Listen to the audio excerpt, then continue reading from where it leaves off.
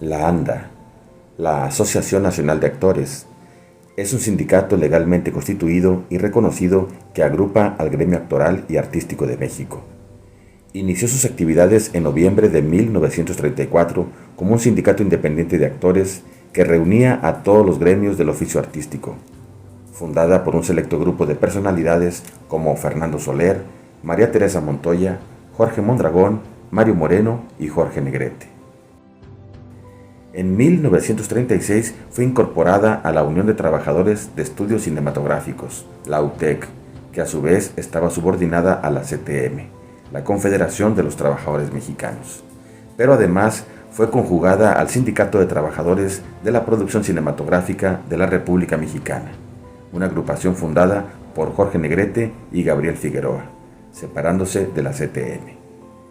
Esto causó un disgusto al dirigente de la CTM, a Fidel Velázquez, quien se opuso tajantemente a la ANDA como al Sindicato de Trabajadores de la Producción Cinematográfica de la República Mexicana, llegando incluso a intimidar a sus dirigentes, por lo que los miembros de esta, liderados por Jorge Negrete, se atrincheraron y se defendieron con armas de fuego en los estudios Churubusco allá por el año de 1946, declarándose además una huelga general hasta obtener el reconocimiento oficial y llegar a un acuerdo con las principales casas productoras de cine y demás fuentes de trabajo.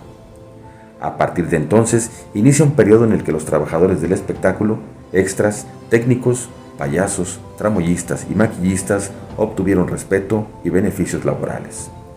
Si Jorge Negrete fue fundador de la ANDA y secretario general desde 1944 a 1947, y de 1949 a 1953, podemos entender ahora la razón por la que Pedro Infante buscó su ayuda para poder entrar al cine. Fue así que un domingo por la tarde, Pedro visitó la casa de Jorge Negrete y tomando la guitarra se dispuso a cantarle una canción, Nocturnal, su canción de la suerte. Presenté con Jorge, no le dije, mire, él es la persona de la que te hablé y a ver si lo puedes ayudar.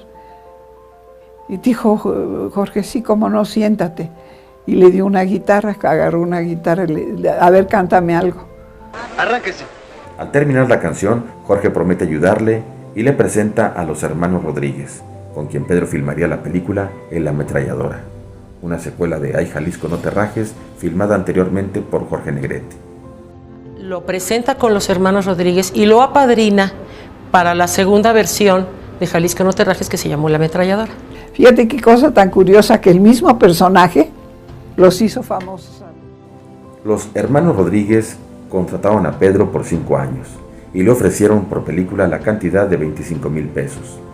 Tiempo después, cuando Pedro alcanzó la fama, con películas como Nosotros los Pobres y Pepe el Toro, Pedro volvió a pedirle apoyo a Jorge para que intercediera por él con los hermanos Rodríguez, para que le permitieran filmar la película La Barca de Oro con la productora Filmex, donde le ofrecían a Pedro un pago de 250,000 pesos.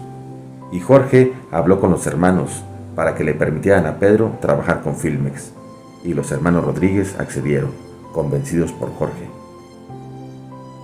María Luisa León contaba que en una ocasión Pedro se encontró con Jorge en una gira por los Estados Unidos, en la ciudad de Nueva York, coincidiendo en el mismo hotel. En ese entonces, recordaba María Luisa, que Jorge llamó por teléfono a la habitación de Pedro, causándole una gran alegría. Minutos después, Pedro bajó a la galería donde quedaron de verse. En esa plática, Jorge le decía a Pedro que se dirigía a España, que le daba tristeza alejarse de México y agregaba, siquiera tú y María Luisa se irán juntos de regreso a México, pero mi mujer y yo nos separamos más en este viaje, refiriéndose a su entonces esposa, Gloria Marín. Se despidió de Pedro diciéndole, saludos para tu mujer y hasta pronto en México. En 1948, Pedro Infante le pidió al compositor Enrique Crespo que le compusiera un corrido a su ídolo Jorge Negrete, y fue el 5 de agosto de 1948 cuando Pedro grabó este corrido en los estudios de la compañía Pirles. Tiempo después, fue Francisco Castellanos quien le llevara la grabación del corrido a Jorge Negrete, quien se encontraba en España, y que al escucharlo se emocionó tanto hasta llegar al llanto. En 1952, el presidente Miguel Alemán Valdés le pide a Ismael Rodríguez filmar la película Dos tipos de cuidado, una cinta producida por Miguel Alemán Velasco, quien junto con Jorge Negrete habían fundado Televoz. Esa empresa la pensamos hacer Jorge y yo porque se necesitaban justamente películas para la televisión, que ya estaba comenzando. Y las telenovelas se hacían como teleteatros prácticamente. Entonces veíamos que ya en Estados Unidos y en otros países estaban utilizando mucha acción.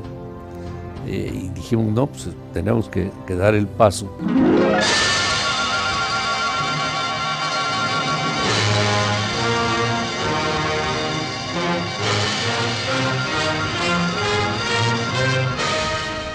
¿Y tú qué haces aquí? Me invitaron. Gorrón. Además de la película, Pedro y Jorge se presentaron en el Teatro Lírico con su espectáculo Dos gallos de cuidado, con la finalidad de darle publicidad a la película. Obviamente fue todo un éxito. Durante los descansos jugaban al póker, bromeaban y tomaban café. Se presentaron del 20 de octubre al 26 de diciembre de 1952, de miércoles a domingo, donde el público disfrutó del mejor duelo de cantantes en la historia musical del país. La película se estrenó el 5 de noviembre de 1953. En una ocasión, Pedro se disponía a celebrar el día de su santo, el 29 de junio, día de San Pedro y San Pablo, cuando a cada rato le recordaba a su esposa María Luisa: me prometió Jorge Negrete venir, harás jamón y pavo, pero también muchos tamales. Será un día grande para nosotros, viejita, será un honor tenerlo aquí. Y Pedro restregaba sus manos jubilosamente. Durante más de una semana Pedro repetía lo mismo: vendrá Jorge, viejita. Cuando él dice una cosa, siempre la cumple. Que te salgan muy ricos los tamales, viejita linda. Por fin llegó el santo de Pedro y todo estaba listo para recibir a sus amigos, familiares y muy especialmente al señor Jorge Negrete.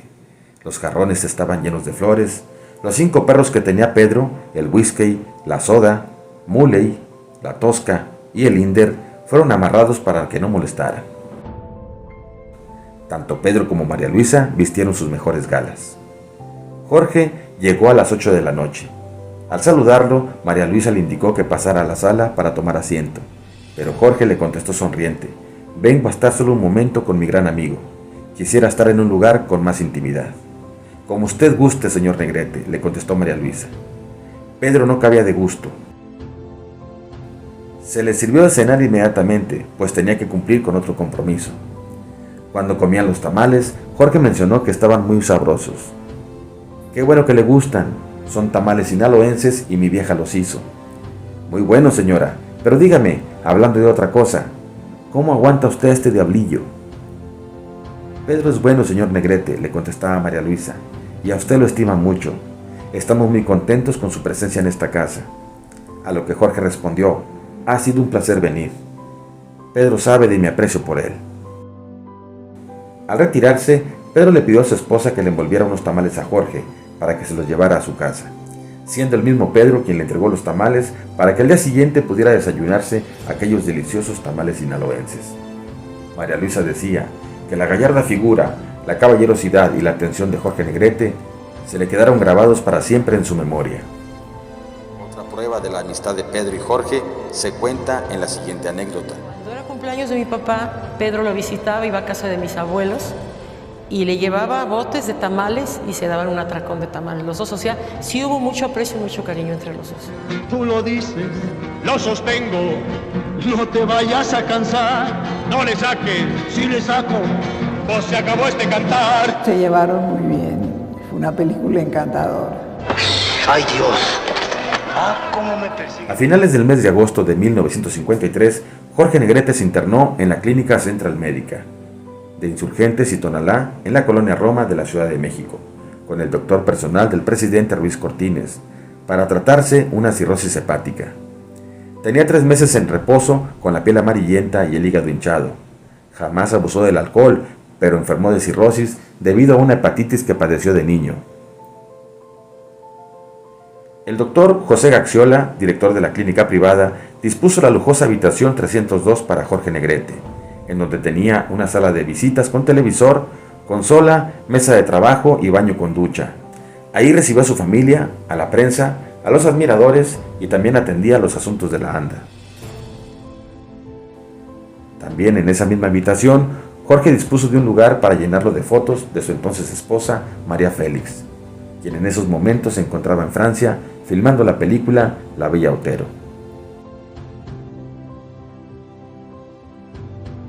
Y en esos momentos de enfermedad, su amigo Pedro Infante lo visitaba, y fue en su última visita cuando le regaló a Jorge un trenecito eléctrico, que juntos armaron sobre la alfombra de la habitación y que se habían divertido como locos jugando con él toda la tarde. Delante de la gente, Jorge aparentaba una mejoría que no tenía. Una revista publicaba que a las 12 de la noche una enfermera entra a su habitación, le toma el pulso y le retira el catéter de su brazo. ¿Cómo se siente, don Jorge? Como nuevo, chula. Mañana me voy a escalar el Popo, ¿no quiere venir? ¿Y la señora Félix? Por ella no se preocupe, está en Francia y no es nada celosa. La forzada sonrisa de Jorge se desdibuja cuando la enfermera sale de la habitación, apaga la luz y se acuesta de un lado, luego boca abajo, otra vez de lado. Teme que ya no despertará si se queda dormido. Para espantar los malos pensamientos, se levanta y camina por la habitación, esquivando al trenecito eléctrico que le regaló Pedro. Y pensar que ese mismo día, en Cine Mundial, había salido una nota de su enconada rivalidad. Pedro y Jorge no se pueden ver ni en pintura. Cretinos. Con razón tenía el hígado hecho puré. Llevaba 10 años de soportar infundios en los periódicos del país, y él no era como Pedro, al que todo se le resbalaba. Jorge desmentía a sus enemigos y se enojaba cada vez que alguien le atacaba sin fundamento, por culpa de su genio explosivo, tan fácil de encender como difícil de apagar. En medio de su estancia en la central médica, Jorge decidió ir a trabajar a Los Ángeles, California, para presentarse en el Teatro $1 Million, donde le pagarían $45,000, cantidad que le permitiría salir de deudas. Una noche antes de su presentación, Jorge asistió a una función de box, sin descansar del viaje y sin hacer caso a los consejos de sus doctores.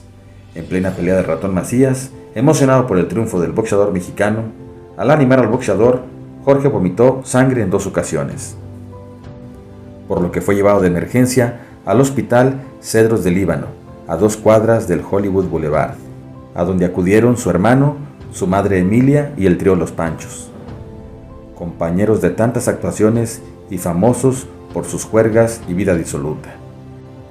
A ellos, en la cama del hospital, les diría: ustedes que han sido unos bandidos en esta vida, que se han bebido todo y han hecho las barbaridades más grandes, mira lo saludable que están.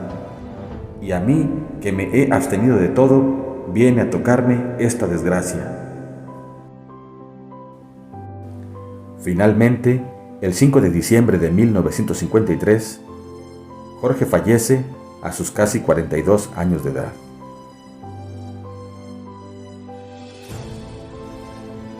En 1949, tanto Pedro Infante como Jorge Negrete sufrieron juntos el adiós de Blanca Estela Pavón.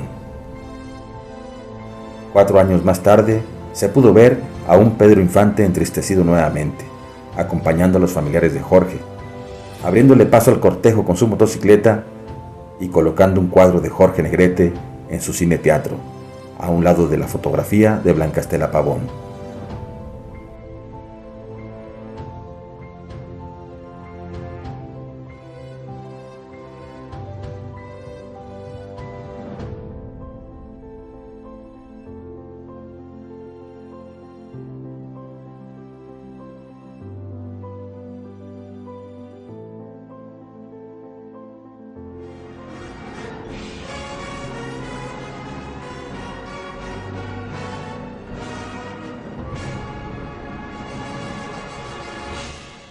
El Rincón de las Historias.